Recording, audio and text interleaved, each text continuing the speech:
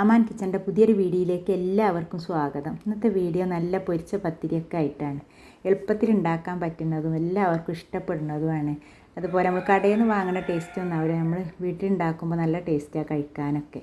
പിന്നെ മധുരമൊക്കെ ഇഷ്ടപ്പെടാത്തവർക്കൊക്കെ പറ്റുന്നതാണ്. ഇപ്പോൾ ഈ മഴയത്തൊക്കെ പറ്റിയ ചായക്കൊക്കെ പറ്റിയ നല്ലൊരു പലഹാരമാണ്. അപ്പോൾ ഉണ്ടാക്കാത്തവരൊക്കെ ആണെങ്കിൽ ഇതുപോലെ ഒന്ന് ഉണ്ടാക്കി നോക്കുന്നുണ്ട്. അത് നമ്മൾ പത്തിരിക്കൊക്കെ പൊടി വാട്ടുന്നത് പോലെ പൊടി വാട്ടിയെടുക്കുക. എത്ര ഗ്ലാസ് പൊടി എടുക്കണമെങ്കിൽ അതിനനുസരിച്ചിട്ടുള്ള വെള്ളം എടുക്കുക. 2 ഗ്ലാസ് പൊടിയാണെങ്കിൽ ഒരു 3 ഗ്ലാസ് വെള്ളം അല്ലെങ്കിൽ 2.5 ഗ്ലാസ് വെള്ളം ആ രീതിയിൽ എടുക്കുക. അതുപോലെ വെള്ളത്തിലോട്ട് ഉപ്പ് ഇട്ട് കൊടുക്കുക.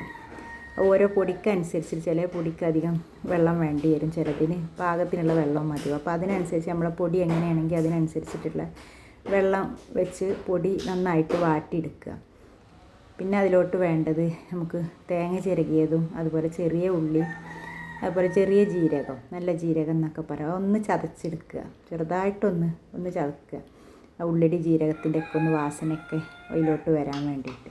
എന്നിട്ട് ഈ പൊടിയിലോട്ട് ഇട്ടുങ്ങാണ്ട് നന്നായിട്ട് ഇളക്കി യോജിപ്പിച്ചതിന് ശേഷം നന്നായി കുഴച്ചെടുക്കുക. നമ്മൾ പത്തിരിക്കൊക്കെ കുഴക്കുന്നത് പോലെ നന്നായിട്ട് സോഫ്റ്റായിട്ട് കുഴച്ചെടുക്കുക. നല്ല സോഫ്റ്റായിട്ട് വരുമ്പോഴാണ് ആ പത്തിരി നല്ല രീതിയിലായി കിട്ടുക. അല്ലെങ്കിൽ പത്തിരി നല്ല കുഴച്ചിട്ടില്ലെങ്കിൽ നമ്മൾ കട്ട് ചെയ്തെടുക്കുമ്പോൾ അതിൻ്റെ വക്കൊക്കെ ഇങ്ങനെ പൊട്ടിക്കൊണ്ടിരിക്കും. അതിന് നന്നായിട്ട് കുഴച്ചെടുക്കുക. എന്നിട്ട് കട്ട് ചെയ്ത് എടുത്താൽ തന്നെ വേഗം പത്തിരി റെഡിയായി കിട്ടും ചെയ്യും. നമ്മൾ കടയിൽ നിന്ന് വാങ്ങുമ്പോൾ ഈ ഒരു ടേസ്റ്റ് ആവില്ല. നമ്മൾ ഉണ്ടാക്കുമ്പോൾ നല്ല ടേസ്റ്റാണത്. കടയിൽ നിന്നാകുമ്പോൾ അതിൽ മൈദയൊക്കെ കൂട്ടിയിട്ടാണ് ഉണ്ടാക്കുക. വീട്ടിലാകുമ്പോൾ മൈദയൊന്നും കൂട്ടാതെ ഇതുപോലെ ഉണ്ടാക്കിയെടുക്കുകയാണെങ്കിൽ നമുക്ക് നല്ല പൊരിച്ച പത്തിരി തന്നെ ഉണ്ടാക്കിയെടുക്കാം. പിന്നെ അപ്പോൾ അതിന് അധികം സമയമൊന്നും വേണ്ട. വാട്ടി കുഴച്ചെടുത്താൽ നമുക്ക് എളുപ്പം പരത്തി കട്ട് ചെയ്തെടുക്കുകയും ചെയ്യാം. അപ്പോൾ ഇതുപോലെ നമ്മൾ വലിയൊരു ബോളാക്കിയിട്ട് ഇങ്ങോട്ട് ഉരുളാക്കിയിട്ട് എടുക്കുക. എന്നിട്ടാണ് പരത്തിയിട്ട് എത്ര വലുപ്പത്തിൽ നമുക്ക് പത്തിരി വേണ്ടെങ്കിൽ ആ രീതിയിൽ കട്ട് ചെയ്തെടുക്കുക. അതിപ്പോൾ നമുക്ക് ചെറുത് വേണമെങ്കിൽ അങ്ങനെ എടുക്കുക, വലുതാണെങ്കിൽ ആ രീതിയിൽ എന്താ നമ്മളെടുത്ത് അതിനനുസരിച്ചിട്ടുള്ള ഗ്ലാസ്സോ അല്ലെങ്കിൽ എന്തെങ്കിലും ഒരു ബോട്ടിലിൻ്റെ ഒക്കെ ഒരു കവർ ഉണ്ടാവില്ല, അതിൻ്റെ അടപ്പ്, അതുകൊണ്ട് വെച്ചിട്ട് അങ്ങനെ കട്ട് ചെയ്തെടുക്കുക.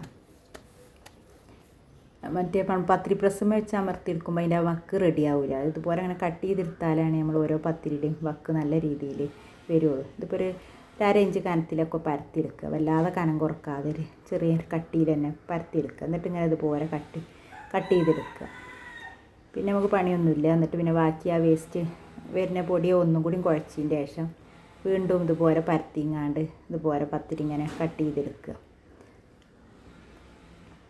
ഇതിപ്പോൾ നമുക്ക് കറി കൂട്ടിയിട്ട് കഴിക്കണമെങ്കിൽ പൊരിച്ചതിൻ്റെ ശേഷം അങ്ങനെയും കഴിക്കാം. അതല്ല വെറുതെ ചായക്ക് കഴിക്കാനാണെങ്കിൽ അങ്ങനെയും കഴിക്കാം. എങ്ങനെ വേണമെങ്കിലും പൊരിച്ചെടുത്താൽ നല്ല ടേസ്റ്റ് തന്നെയാണ് കഴിക്കാൻ. അപ്പോൾ ബാക്കിയുള്ള മാവ് നമുക്കിതുപോലെ തന്നെ ഒന്ന് കുഴച്ചെടുത്തുങ്ങാണ്ട് ഈ രീതിയിൽ തന്നെ കട്ട് ചെയ്തെടുക്കുക.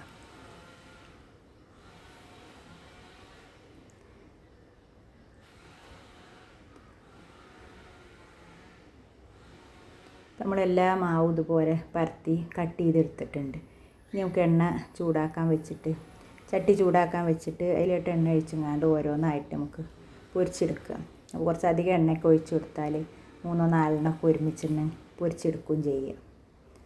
അപ്പോൾ നമുക്ക് ഏത് എണ്ണയിലാണ് ഉണ്ടാക്കണേ, ഇപ്പോൾ ഇത് വെളിച്ചെണ്ണയിലും സൺഫ്ലവർ ഓയിലും ഏതിലും വേണമെങ്കിലും പൊരിച്ചെടുക്കാം. നമ്മൾ ഏതിലാണ് പൊരിക്കൽ ആ രീതിയിൽ പൊരിച്ചെടുക്കാം. ഒരു സൈഡ് ഒന്ന് പൊള്ളച്ച് വരുമ്പോൾ തിരിച്ച് മറ്റേ സൈഡ് ഇട്ട് കൊടുക്കുക. അപ്പോൾ കണ്ടില്ല, നല്ലൊരു കളറായി വരുമ്പോൾ നമ്മൾ ചട്ടിയിൽ നിന്ന് എടുത്ത് മാറ്റുക. ഈ രീതിയിൽ നമുക്ക് എല്ലാതും പൊരിച്ചെടുക്കാം. അപ്പോൾ ഇത് ഉണ്ടാക്കാത്തവരൊക്കെ ആണെങ്കിൽ ഈ രീതിയിലൊന്ന് ഉണ്ടാക്കി നോക്കൂ. നല്ല ടേസ്റ്റാണ് ഉണ്ടാക്കാനും. പിന്നെ നമുക്ക് ഉണ്ടാക്കാൻ അധികം സമയമൊന്നും വേണ്ട. പരത്തിയെടുക്കാനും പൊരിക്കാനൊക്കെ എളുപ്പത്തിൽ തന്നെ പൊരിച്ച് കിട്ടും ചെയ്യും. ഇതുപോലെ ഇരിക്കും നമ്മൾ പൊരിച്ചാലൊക്കെ. ഉള്ളിൽ നല്ല സോഫ്റ്റും പുറത്തെല്ലാം മൊരിഞ്ഞ് ആ രീതിയിലാണ് ഇരിക്കുക. അപ്പോൾ എൻ്റെ വീഡിയോ ഒക്കെ ഇഷ്ടപ്പെടുകയാണെങ്കിൽ എല്ലാവരും ഒന്ന് ലൈക്ക് ചെയ്യുക, കമൻറ്റ് ചെയ്യുക. സബ്സ്ക്രൈബ് ചെയ്യാതെ കാണുന്നവരൊക്കെ ഉണ്ടെങ്കിൽ ഒന്ന് സബ്സ്ക്രൈബ് ചെയ്യുക. ഇനി അടുത്ത നല്ലൊരു വീഡിയോ ഒക്കെ ആയിട്ട് നമുക്ക് വീണ്ടും വരാം.